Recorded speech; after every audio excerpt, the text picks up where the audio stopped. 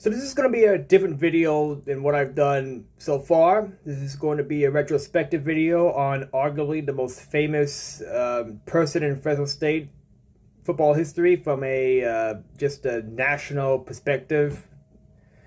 Maybe if you're younger, it'd be Jeff Tedford or David Carr or Devontae Adams, but the coach that really made Fresno State a national brand, a brand that every person in the country who's a college fan know what the Fresno State logo is, that man is Pat Hill.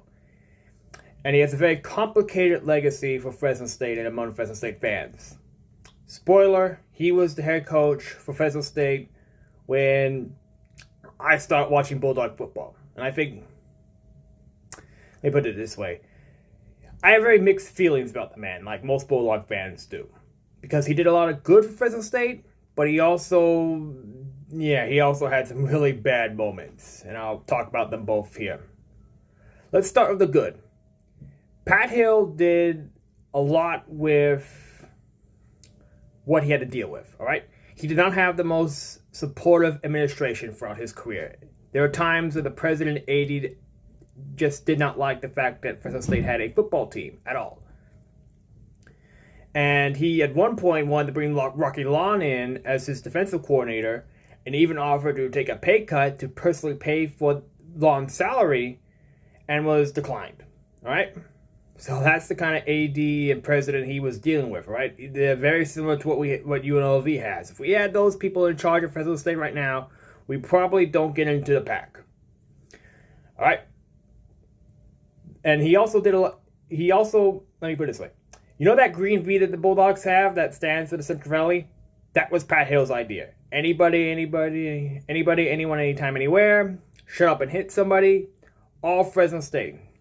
All Pat Hill. That's all him. Painting the Valley red, that's Pat Hill. All right? He did a lot of really good things, and I want to keep emphasizing that. All right? He was someone who understood the Valley. He was on the legendary Jim Sweeney's coaching staff, so he wasn't a stranger to Fresno State when he was hired. And he knew right away what Bulldog fans wanted. He knew we wanted to play teams like the Ohio States, like the Tennessees, Oklahoma, Wisconsin. We wanted to play those guys. And he amped up his teams for it. He scheduled like that. And it helped him get better players than Fresno State had before. It helped increase the recruiting because they knew they were going to play that caliber of competition. On the flip side, however, it also wore his teams down with injury, depth problems, and just not being able to get up against teams in conference that you should regularly beat. And I'll get to that in a bit.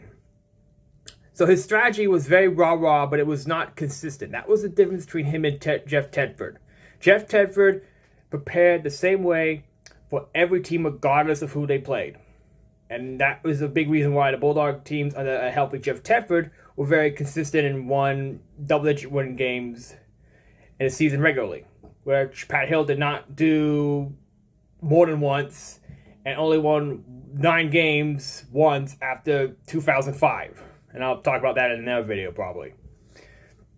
Speaking of which, Pat Hill only won one shared conference title in the WAC in 1999. All right? One. Part of that is due to Boise State, but you cannot just say the monolithic presence of Boise State is the reason for that. All right? Boise State never should have gotten to where they got to, all right? In 2001, if he beats Boise State does not become what they become. Boise State fans will tell you that. All right? And there was no excuse to lose that game.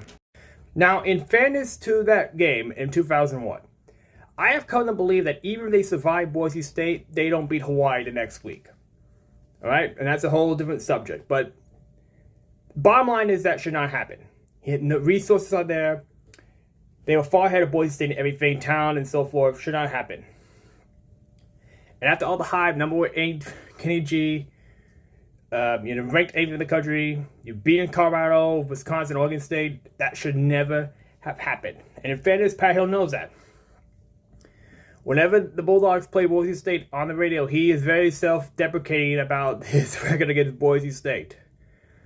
All right? He knows that he absolutely screwed up not winning that game against them. And he says that record of 1 whatever it is will be on his tombstone. But here's the problem with Boise. Even when he did beat Boise State, that one year, it still fell apart. And I'll explain why. Okay? Now, before that happened, there's a big demarcation game, and that is the USC in 2005. And Pat Hill was very different pre-USC, after USC.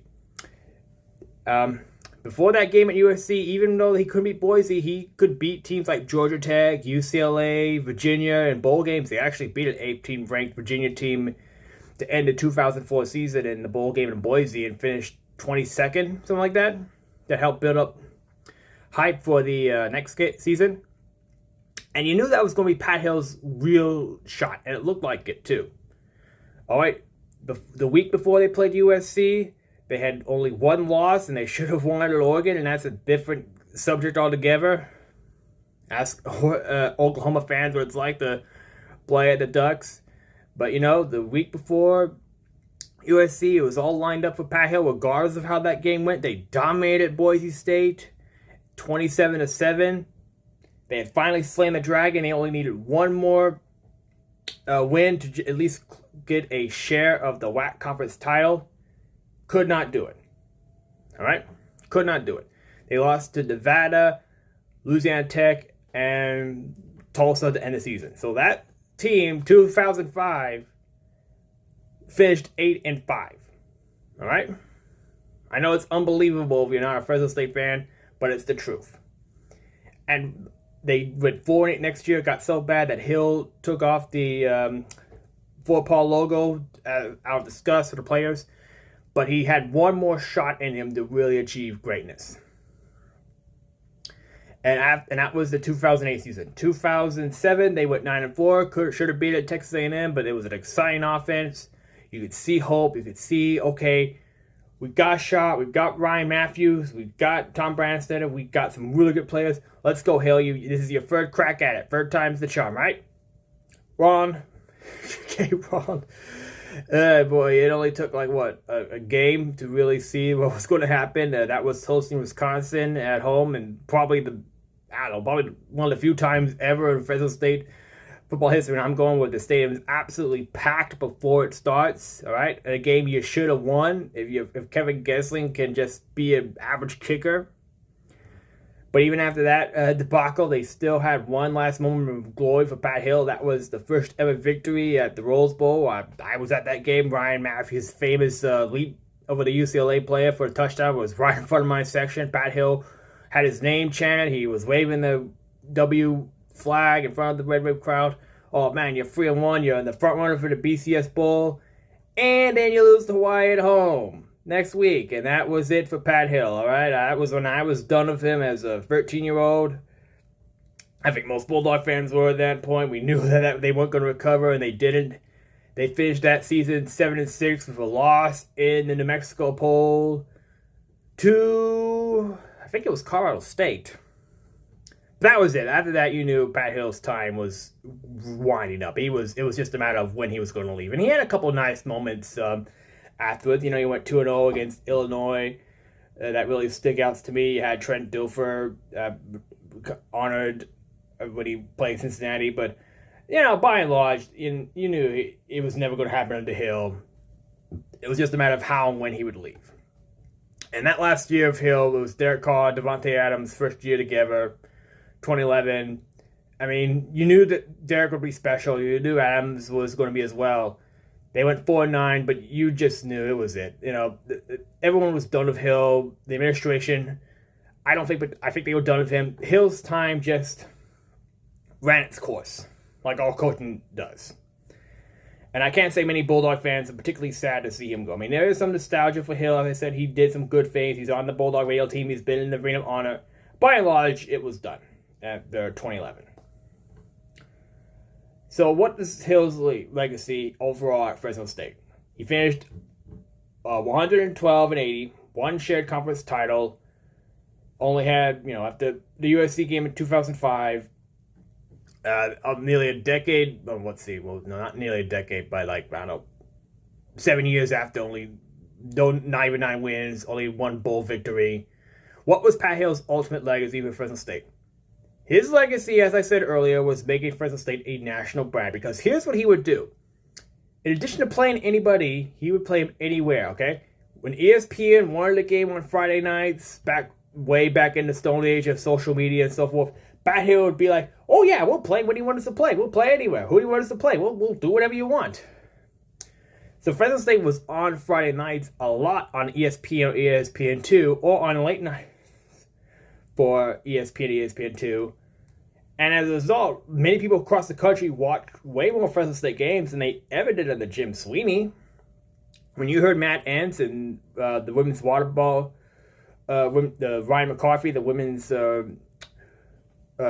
basketball coach, they both mentioned watching Fresno State games on that very platform.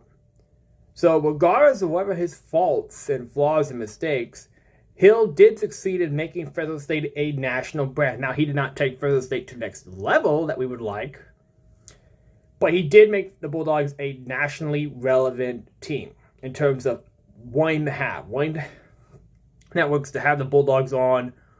And I think that what Hill did overall from that perspective is a big reason why we are in the Pac-12. So he does deserve a place of honor in Bulldog fans. He is clearly a very brilliant football mind. If you hear him on the radio broadcast of Leffler, that's part of what I get so frustrated about when I listen to him. I'm like, you clearly know a lot about football. You clearly know what's happening. Why could your teams not play like it?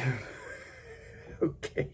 I mean, that was another thing that was frustrating about Hill. It was so unimaginative. Bill Woodward, the legendary Bulldog radio broadcaster, in his last regular season game against Boise State in 2008, when Boise was pulling trick plays against the Bulldogs, he went, why don't we ever do that?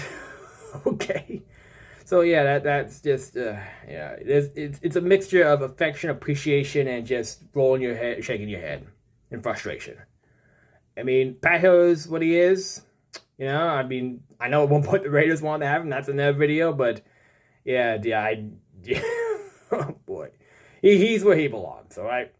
He's where he belongs. So, yeah, we should appreciate what he did, but I'm glad he moved on to Jeff Tedford.